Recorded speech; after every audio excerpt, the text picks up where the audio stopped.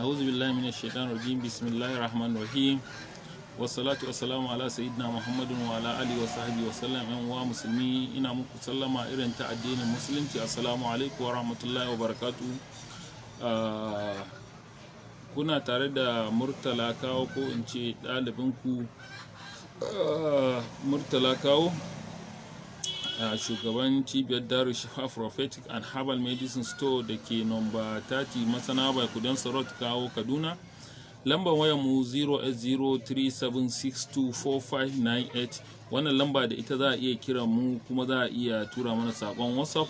Haka nan ana iya tura mana email akan murtalakawo@gmail.com.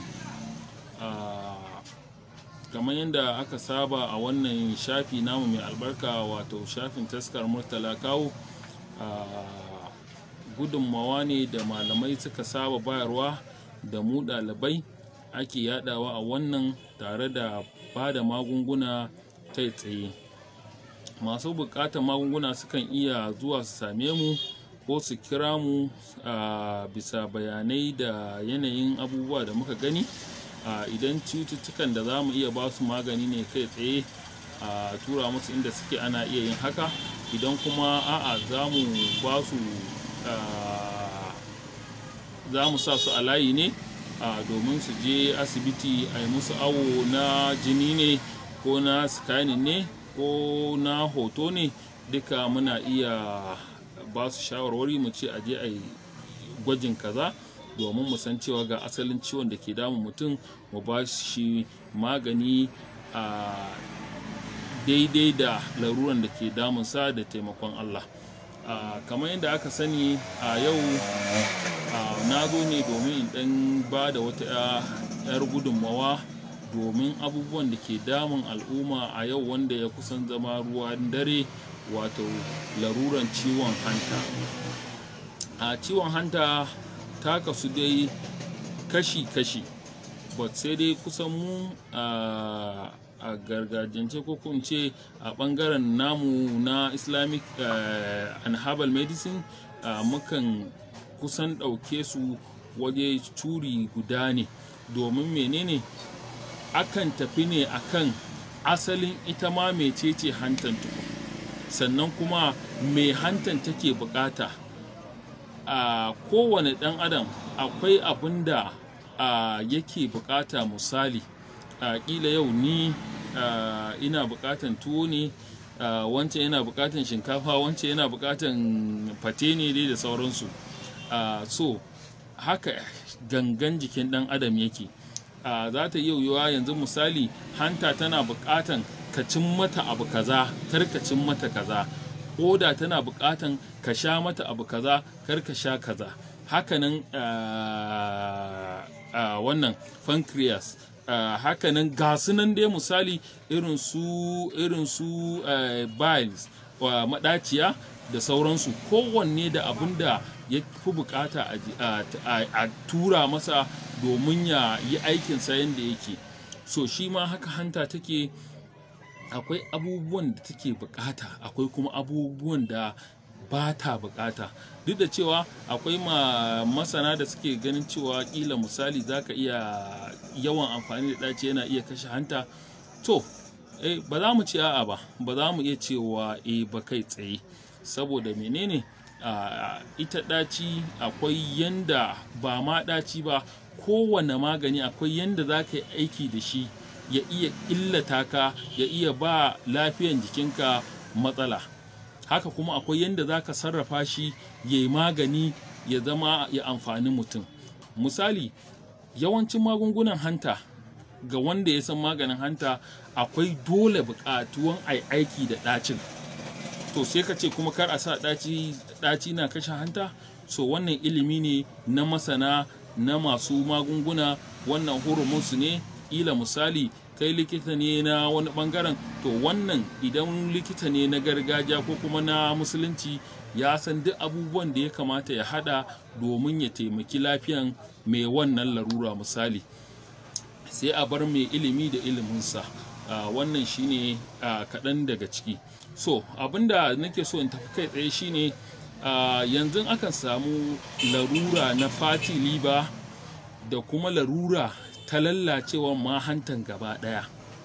Shin idan mutum yana da laruran hanta me ya kamata a yi masa?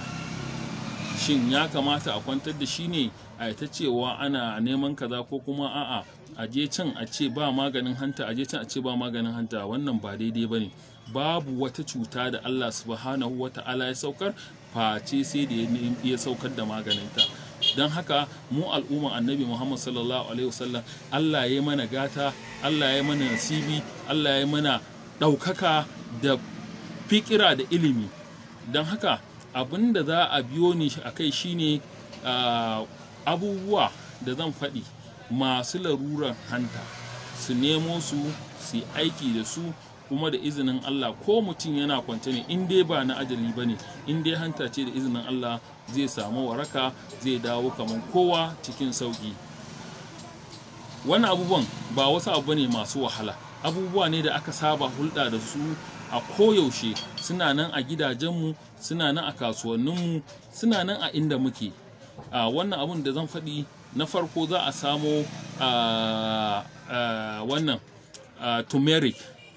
Turmeric mafi yawa an san in ɗanyen shi ne za a gan shi kamar citta yake, kamar ɗanyen citta haka turmeric yake. Idan aka samo shi sai a samo ɗanyen cittan, in aka samo su sai a wanke su, in aka wanke sai a samu ko irin greta ɗin nan ne a markaɗa shi. Idan aka markaɗa shi sai a samu carrot, sai a markaɗa shi ma the same, a haɗa su, a sama cucumber a markaɗa su waje ɗaya. Idan aka hara sai a samu ruwan ɗumi sai a zuba musu. Idan aka zuba ruwan ɗumin nan suka jiƙa, za a tace shi sai a sha shi da safe kafin a karya, da daddare a sha shi haka. In Allah ya so ya da, in dai mai ciwon hanta ne ko yana kwance ne, da izinin Allah sai Allah ya tada shi, in dai ba na ajali ba ne wannan ciwon. Hakanan mai fatty liver,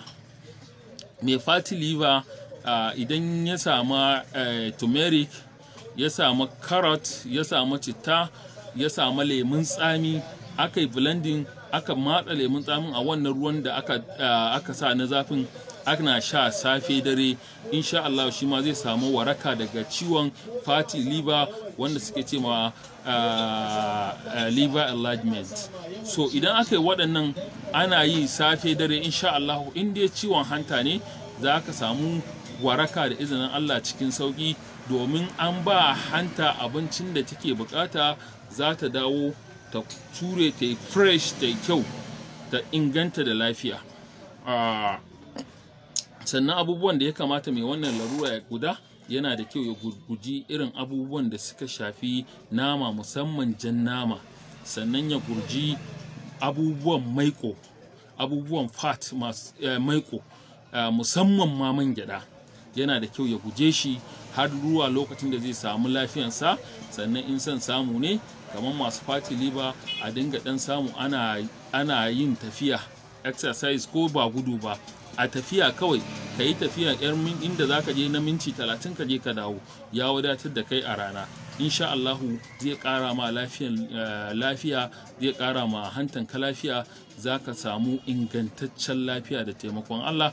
Da wannan ne nake ganin cewa zan ɗan dakata, sai Allah mai kowa mai komai ya ƙarasa da mu wani sa'in, insha Allah sai mu ga abin da za mu iya tabawa ko mu bada gudunmawa.